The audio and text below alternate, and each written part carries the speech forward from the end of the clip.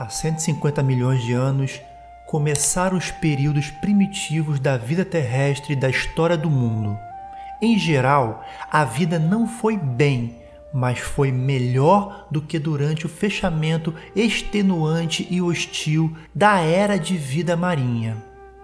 Na abertura dessa era, as partes oriental e central da América do Norte, a metade norte da América do Sul, a maior parte da Europa e toda a Ásia estão bem acima do nível do mar.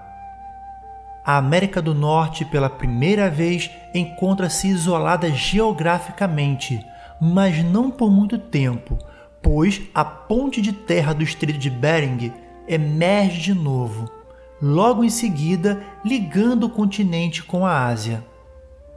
Grandes depressões desenvolveram-se na América do Norte paralelamente às costas do Atlântico e do Pacífico. A grande falha a leste de Connecticut apareceu, um lado afinal afundando 3 quilômetros. Muitas dessas depressões norte-americanas foram mais tarde preenchidas por depósitos de erosão, como o foram também muitas das bacias de lagos de água doce e salgada das regiões montanhosas. Mais tarde, essas depressões preenchidas de terra elevaram-se grandemente pelos fluxos de lava ocorridos subterraneamente. As florestas petrificadas de muitas regiões pertencem a essa época. A costa do Pacífico, usualmente acima da água, durante as submersões continentais ficou abaixo, excetuando-se a parte sulina da Califórnia e uma grande ilha então existente, consistindo naquilo que é agora o Oceano Pacífico. Esse antigo mar da Califórnia era rico em vida marinha e estendia-se para o leste até ligar-se à velha bacia do mar da região do meio-oeste.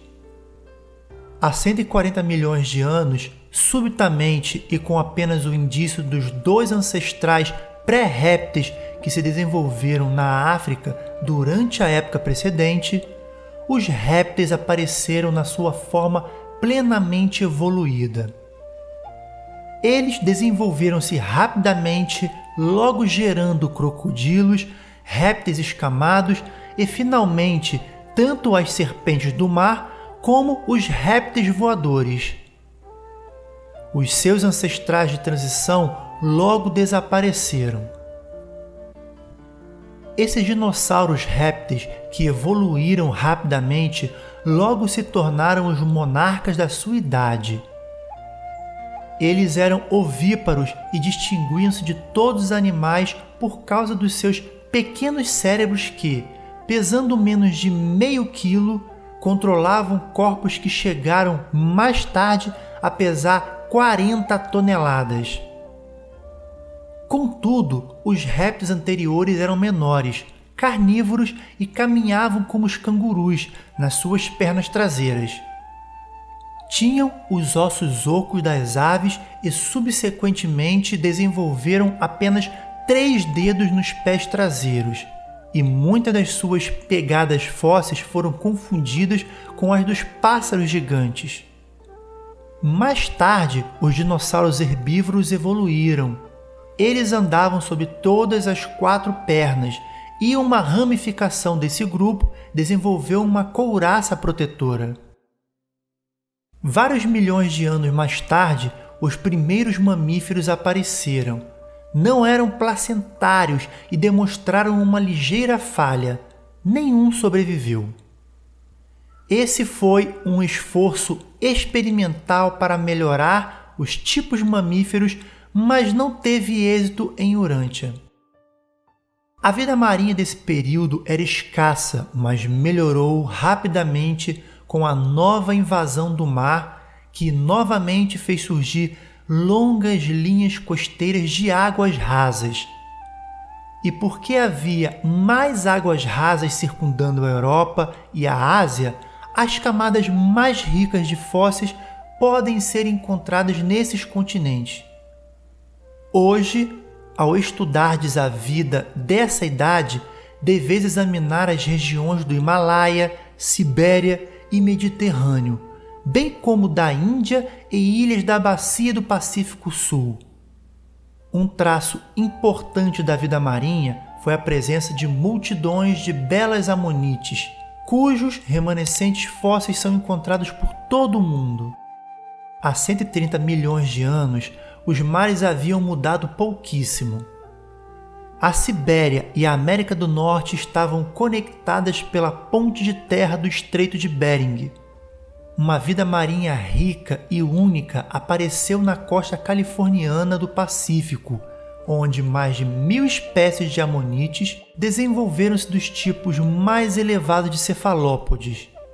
As mudanças na vida durante esse período foram de fato revolucionárias, não obstante haverem sido transitórias e graduais. Esse período se estendeu por mais de 25 milhões de anos e é conhecido como Triássico. Há 120 milhões de anos começou uma nova fase na Idade dos Répteis. O grande acontecimento desse período foi a evolução e declínio dos dinossauros.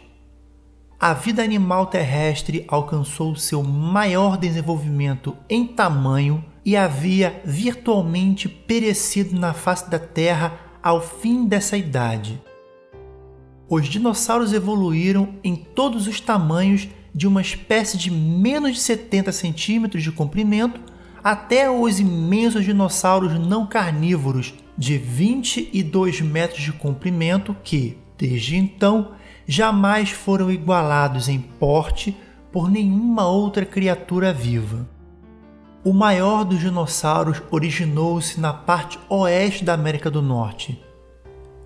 Esses répteis monstruosos estão enterrados em toda a região das Montanhas Rochosas ao longo de toda a costa do Atlântico na América do Norte, oeste da Europa, África do Sul e Índia, mas não na Austrália. Essas criaturas pesadas tornaram-se menos ativas e fortes quando cresceram demais e exigiam uma quantidade enorme de alimento.